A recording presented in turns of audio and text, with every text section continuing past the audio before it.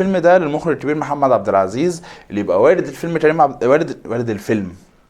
ازيكم يا جماعه، في سلسله جديده. النهارده هنتكلم عن افلام اللي اسمائها متاخده من افلام تانية. يعني إدارة العاده ان احنا عارفين ان في ممكن يكون فيلم مسروق من الفيلم، القصه هي او مقتبس او اي حاجه، والكلام ده كله عادي. وبرضه عارفين ان ممكن عمل يتعمل زمان مثلا ويلاقي نجاح كبير جدا، فيتعمل له ريميك مثلا بعد كده بعد فتره طويله في صوره فيلم او مسلسل او اي حاجه. وعندنا امثله في مصر مثلا على ده كتير. يعني مثلا عندنا فيلم العار، بعد النجاح الكبير اللي حققه بعد سنين طويله اتعمل مسلسل العار، ونفس الكلام على الزوجة التانية، ونفس الكلام حتى لا تطفئ الشمس، وحاجات كتير بتعمل لها معالجه عشان تليق على الزمن الجديد. بس ده مش موضوعنا، ولا الافلام المرتبطه ده موضوعنا. احنا موضوعنا يعني اتفه من كده حبتين تلاتة. احنا موضوعنا هنتكلم عن اسماء الافلام اللي واخدة اسماء افلام تانية مشهورة، بس لعبة فيها في صورة افيه او مغيرة حرف او مغيرة كلمة كنوع من انواع الافيه. احنا بقى جايبين بقى الناس دي نتكلم عنهم النهارده. يعني حاجه ما فيهاش اي انجاز، بس احنا حبينا نتكلم على الموضوع ده النهارده. في افلام كتير على فكره موجوده في ده، عشان كده بقول سلسله. احنا النهارده معانا مثلا 10 افلام، وممكن في مثال ممكن نقول في كذا فيلم كمان، بس في اكتر من 10 بكتير. في افلام كتير جدا بتبقى معتمده على الصيت بتاع فيلم تاني، فيجي يغير كلمه فيه ويعرضه بعديها بفتره. وبرضه في زي ما اتفقنا قبل كده سلاسل تانية نازله الفترات الجايه، واسوأ ايرادات مكمله زي ما هي، ما تقلقوش. بس كده حبينا نغير ونعمل حاجات جديده. فما تنساش اللايك والشير والسبسكرايب والجرس، وزي ما قلنا اكتب في الكومنتات. المهم ما تنساش اللايك والشير والسبسكرايب والجرس، وتقول لي في الكومنت زي ما قلنا الفكره حلوه ولا وحشه. ويلا بينا نخش على اول فيلم معانا. خلينا متفقين بس ان في افلام هتبقى سهله. يعني في فيلم مثلا زي الفيلم رقم واحد ده، لما نقوله هيبقى كل الناس عارفه الاسم اللي مسروق منه، او ايه الفيلم اللي الاسم ده متاخد منه. بس احنا حابين بس نتكلم شويه عن يعني الفيلم القديم، الفيلم اللي عمل شهره، اللي خلت ان لما يجي فيلم يتعمل بعد سنين طويله يقرر انه ياخد الاسم بتاعه. فهي دي النقطه، مش في النقطه ان احنا بنعرف الموضوع قد ما بندي تقدير للناس زمان اللي عملت فيلم فضل معلق مع الناس لدرجة ان احنا بعد سنين طويلة بنلاقيهم بيتعمل فيلم تاني على نفس الاسم. وفي برضه افلام هنا فرق ما بين الفيلمين اقل من 3 4 سنين. يعني برضه هنتكلم في كل ده مع بعضينا. زي ما قلنا الفيلم رقم واحد معانا هو واحد من احدث اصدارات السينما المصريه، فيلم رامز جلال الجديد اخي فوق الشجره، اللي اكيد زي ما كلنا قرينا اول ما قرينا اسمه متاخد من فيلم ابي فوق الشجره لعبد الحليم حافظ. بس النقطه هنا ان فيلم ابي فوق الشجره لعبد الحليم حافظ ونادية لطفي اللي اتعمل سنه 1969، الفيلم ده كان من تاليف احسان عبد القدوس، سعد الدين وهبه، ويوسف فرانسيس، من اخراج حسين كمال. وبالمناسبه فيلم ابي فوق الشجره اخر فيلم مثله الفنان الكبير عبد الحليم حافظ الله يرحمه. وبالمناسبه برضو الفيلم ده موجود في قائمه افضل 100 فيلم مصري في تاريخ السينما المصريه. فعشان كده احنا زي ما قلنا ان احنا مش جايين نعرف الناس ان اخي فوق الشجره متاخد من ابي فوق الشجره، احنا جايين نعرف ان ليه فيلم زي ده ممكن يكون لحد من سنه 69 لحد 2023 الاسم معلق مع الناس، لفكره بس ان اعمل فيلم جديد اغير فيه كلمه صغيره من الكلمه ده، مش بغير كلمه او بغير حرف. يعني بدل البخه يمكن اخد شويه جذب انتباه مطرح الفيلم الاساسي اللي عمل الضرب دي كلها. دي وجهه نظر السلسله بس عشان نبقى ايه مع بعضينا. نخش بقى على الفيلم رقم 2 معانا. بس قبل ما نخش على الفيلم رقم 2 لازم ننوه الحاجه ان الفنان رامز جلال اتسأل عن الموضوع ده وعلق عليه وقال ان هو بيحب الموضوع ده. يمكن ما كانتش مقصوده كتير، بس قال انه بيحب الموضوع ده، والموضوع ده اتكرر معاه في الثلاث افلام. وبالمناسبه الثلاث افلام هنقولهم مع بعض دلوقتي. اول فيلم زي ما قلنا اخي فوق الشجره، تاني فيلم هو فيلم رغده متوحشه اللي نزل سنه 2018، واحد من اكتر افلام انا بحبها رامز جلال الصراحه. فيلم لذيذ جدا، دخلته السينما مرتين يعني او مره ونص. يعني لينا حكايه انا بنحكيها مع بعض على الحوار مره ونص دي. المهم الفيلم ده اسمه متاخد من فيلم رغبه متوحشه، زي ما قلنا حرف بدل الدال ب. فيلم رغبة متوحشة نزل سنة 1991 وكان من بطولة نادية الجندي، محمود حميدة، سهير المرشدي، وحنان ترك. تأليف وحيد حامد، ومن إخراج خالد بشارة. وبالمناسبة الفيلم ده ميزانيته اتكلفت، فيلم رغبة متوحشة، 5 مليون جنيه. وكان ساعتها أعلى فيلم لنادية الجندي يتكلف في كل أفلامها تقريبا 5 مليون. بس دلوقتي بقى 5 مليون ده أجر. يلا مش مهم. ونروح لثالث فيلم معانا، والفيلم اللي برضو من بطولة رامز جلال زي ما اتفقنا هو فيلم أحلام الفتى الطائش اللي نزل سنة 2007. والفيلم اللي متاخد اسمه بقى المرة دي مش من فيلم، من المسلسل، من مسلسل الفنان الكبير عادل إمام، أحلام الفتى الطائر. شين ره رامز جلال مش متعب، هو بيغير حرف يعني في اخر فوق الشر ب رغده ورهبه مش عارف كده فاهم يعني، مش الموضوع مش كبير. المهم مسلسل احلام الفتى الطائر اللي نزلت 1978، كان المسلسل ده من بطوله عادل امام، عمر الحريري، رجاء حسين، راتب، وسعيد صالح، وتوفيق الدين، والفنان الكبير محمود المليجي. والمسلسل ده كان من تأليف وحيد حامد، وكان من إخراج محمد فاضل. بس الملفت في النظر بقى ان مسلسل احلام الفتى الطائر اللي نزل سنه 1978 زي ما قلنا هو كان 14 حلقه بس. وفي نفس السنه دي بالمناسبه عادل امام عمل مسلسل تاني اسمه كيف تخسر مليون جنيه، وكان مشارك في بطولته مع نبيل عبيد، وكان من تاليف بهجت قمر، وكان من اخراج عادل صادق. وقف بعدها عادل امام عن كل المسلسلات وكان كل اهتمامه بعدها بالسينما وبالمسرح، لحد ما رجع بعدها في سنه 2012 بمسلسل فرقه ناجي عطا الله. ونروح بقى للفيلم رقم 4 معانا، ونخرج شوية من رامز جلال، ونخرج شوية برضو من البدر في الألفينات، ونرجع لأوائل الألفينات، ونرجع لأول فيلم ممكن يبقى الفرق بين الفيلمين أبسط مما تتخيل.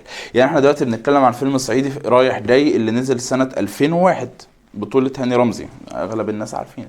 الفيلم ده بقى متاخد اسمه من فيلم نزل قبليه بس ب4 سنين، نزل سنة 97، فيلم كان اسمه إسماعيلية رايح جاي، والفيلم من بطولة طبعا محمد فؤاد ومحمد هنيدي وخالد النبوي وكريمة مختار وحنان ترك، غني عن التعريف، في اشهر مشهد من مشاهد الامتحانات في تاريخ السينما تقريبا. المهم بقى ان الفيلم ده من تاليف احمد البيه اللي كان مؤلف قبل كده فيلم موجود معانا في اسوأ ايرادات في تاريخ السينما، فيلم جوه اللعبه بتاع مصطفى قمر، والفيلم ده من اخراج كريم ضياء الدين. ونروح على الفيلم رقم 5 معانا، وبرضه فيلم من افلام الفرق ما بين الفيلمين هنا بقى المره فاتت كان 4 سنين من 97 ل 2001، لا الفيلم المره دي هنا 3 سنين بس. ما بين فيلم بنات العم اللي بطولة الثلاثي اللي نزل سنة 2012، وما بين فيلم ولاد العم بطولة كريم عبد العزيز وشريف منير اللي نزل سنة 2009، والفيلم اللي كان من إخراج شريف عرفة ومن تأليف عمرو سمير عاطف، واحد من أكتر الأفلام اللي بحبها كريم عبد العزيز. وبمناسبة الكلام عن كريم عبد العزيز بقى، فهو موجود معانا بقى في فيلم رقم 6 زي ما هو في الفيلم رقم 5 كان عامل فيلم والاسم اتاخد منه او الاسم اتقلد منه. وبمناسبة موضوع ولاد وبنات ده، برضه في فيلم نازل قريب اسمه بنات رزق، اللي هو على ولاد رزق بطولة شيرين رضا ومي عمر وغادة عادل، يعني ربنا يسهل. المهم زي ما كريم عبد العزيز بقى متاخد منه اسم فيلم ولاد العم، هو برضه في سنة 2021 نزل بفيلم اسمه البعض لا يذهب للمأذون مرتين، واللي كان مشارك فيه مع دينا الشربيني وماجد الكدواني وبيومي فؤاد.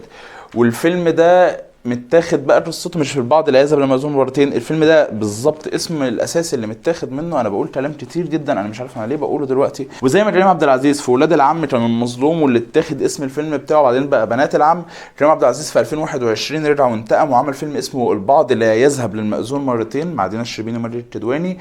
والفيلم ده يعني اسمه متاخد من فيلم مصري مشهور جدا بطولة عمالقة في السينما المصرية اسمه البعض يذهب للمأذون مرتين، اللي كان من بطولة نور الشريف وميرفت أمين وعادل إمام ولبلبة وسمير غانم وجورج سيدهم.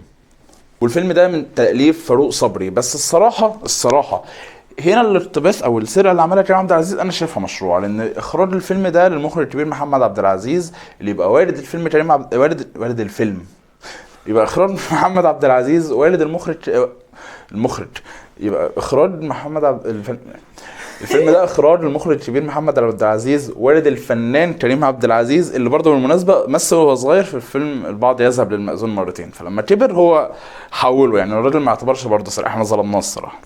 الفيلم رقم 7 معانا هو فيلم اسمه يانا يا هو، واحد من الافلام اللي انا ما كنتش اعرفها ولا لحد دلوقتي الصراحه. شفت البوستر، يمكن نشوف مع بعض يعني لما الحلقه تتمنتج ابقى اعرف شكل البوستر بتاعه، بس عرفته من السلسله دي. المهم ان الفيلم ده نزل في 2011 وكان من بطوله نضال الشافعي ولطفي لبيب. لطفي لبيب بالمناسبه هو اكتر اسم اتكرر معانا في سلسله اسوأ ايرادات في تاريخ السينما المصريه في ال3 اجزاء، عشان ده كان سؤال الحلقه اللي فاتت، ودي ده بطولة لطفي لبيب هو اكتر فنان اسمه اتكرر معانا. وفيلم ده كان من تأليف احمد حجازي ومن اخراج تامر بسيوني. متاخد اسمه من ايه؟ يا انا يا خالتي 2005 محمد هنيدي ودنيا سمير غانم من ذوق المحتوى ايه؟ من ذوق المحتوى كده ليه؟ مش حاسسها، ما كنتش واخد بالي ان هي متاخد. شفت ما هي صايعه ايه؟ متاخد بقى من فيلم ايه؟ يا انا يا خالتي نزل في 2005 يا شفت كل الناس كانت عارفه ازاي. بتاع محمد هنيدي ودنيا سمير غانم، وكان من تأليف احمد عبد الله ومن اخراج سعيد حامد. والعمل رقم 8 معانا هو المرة دي مش فيلم، هو مسلسل، واحد من أجمل المسلسلات اللي بحبها، واحد من المسلسلات اللي لما اتعرضت علقت بيه جدا جدا جدا، واحد من المسلسلات اللي أنا ناوي إن شاء الله يعني أعمل حلقة مخصوصة أتكلم فيها عن المسلسل ده وعن الشخصيات اللي في المسلسل ده وعن تعلقي بالمسلسل ده، وهنبقى نتكلم عنها ان شاء الله في مره. هو مسلسل اللص والكتاب اللي نزل سنه 2010. المسلسل من بطوله سامح حسين وحسن حسني واحمد راتب والفنان محمود البزاوي اللي كان قايم ساعتها بدور جامد جدا، كان قايم بدور واحد اسمه شيكو مدريد، كان كل ما يحصل فيه مشكله يقول افري سيندس اوكي. يعني من كتر تعلقي بالمسلسل ده انا فاكر ان انا كان نفسي يعني عملت صفحه على الفيسبوك اسمها شيكو مدريد مش عارف ليه، وبعدين ما نزلش عليها حاجه، بس من كتر ما انا اتعلقت بالمسلسل واتعلقت بشخصيه شيكو مدريد دي. المهم خلينا نرجع لموضوعنا، وموضوع لسه والكتاب ده هنفتحه مع بعض بقى، فاطين وميشو والاغنيه هنقعد نتكلم فيها مع بعض في يوم من الايام. المهم اللص والكتاب مسروق من فيلم اتعمل سنة 1998 اسمه اللص والكلاب، كان من بطولة عبلة كامل، رياض الخولي، وهاني رمزي، ورانيا فريد شوقي. والفيلم ده بالمناسبة كان مقتبس من رواية من روايات الراحل نجيب محفوظ، والرؤية التلفزيونية بتاعت الفيلم كانت من محمد أبو العلا السلموني. ونروح بقى للعمل رقم 9 معانا، وهو برضو مسلسل اللي نزل سنة 2018 اللي اسمه سك على اخواتك. اظن كان واضح جدا اول ما نزل اسم المسلسل ده. بالمناسبه اللي ما يعرفوش يعني المسلسل ده كان بطوله علي ربيع وصلاح عبد الله وصبري فواز وكريم عفيفي وهنا الزاهد وسحر الصايغ. الاول ما يعني اي حد شاف اعلان المسلسل ده كده قبل رمضان في 2018 افتكر المسرحيه اللي نزلت 1980، مسرحيه سك على بناتك، من واحده من اجمل المسرحيات اللي بحبها، مسرحيه جميله جدا بطوله فؤاد المهندس وشريهان وسناء يوسف واحمد راتب. كانت من تأليف لينين الرملي، وكان الإخراج المسرحي ليها لفؤاد المهندس، والإخراج التلفزيوني كان لمحمد شاكر. ونروح بقى لرقم 10 معانا، والحالة المرة دي حالة غريبة. يعني احنا هنتكلم عن فيلم من أفلام الفنان الكبير هاني رمزي. هاني رمزي أفلامه هنا بقى مختلفة شوية، يعني هي أفلامه يعني كان رامز جلال قال انه بيحب الافلام اللي ممكن الاسم مرتبط، يعني بدل زي ما قلنا مثلا الطائر الطائش، رغبه رغده، مش عارف ايه. لا الموضوع هنا بقى عند يعني هاني رمزي في افيه، يعني هاني رمزي بيحاول يرمي افيه من اول اسم الفيلم بتاعه اللي سنه 2013 اللي موجود معانا، هو فيلم اسمه توم وجيمي، مرتبط عن سلسله من المسلسلات الكرتونيه مشهوره جدا اللي اسمه توم وجيري من البطل، كلنا عارفين ايه الهبل ده. المهم يعني على فكره الفيلم ده موجود معانا في اسوأ ايرادات، هيبقى موجود معانا في اسوأ ايرادات عشان اسمه مستفز.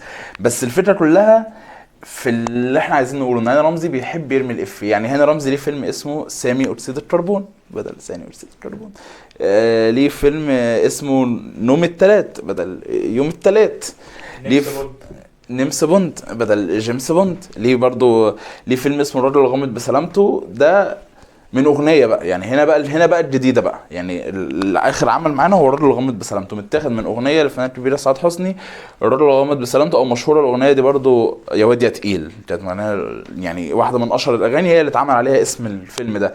فدي النقطه، يعني هاني رمزي مختلف شويه، وما بينقيش عمل قديم وينقي، لا هو بيجيب كلمه عاديه جدا، يوم التلات، نوم التلات، يلا ادي فيلم. بس كده وصلنا لاخر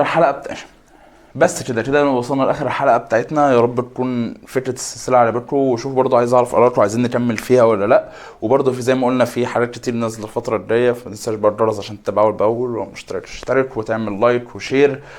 سلام.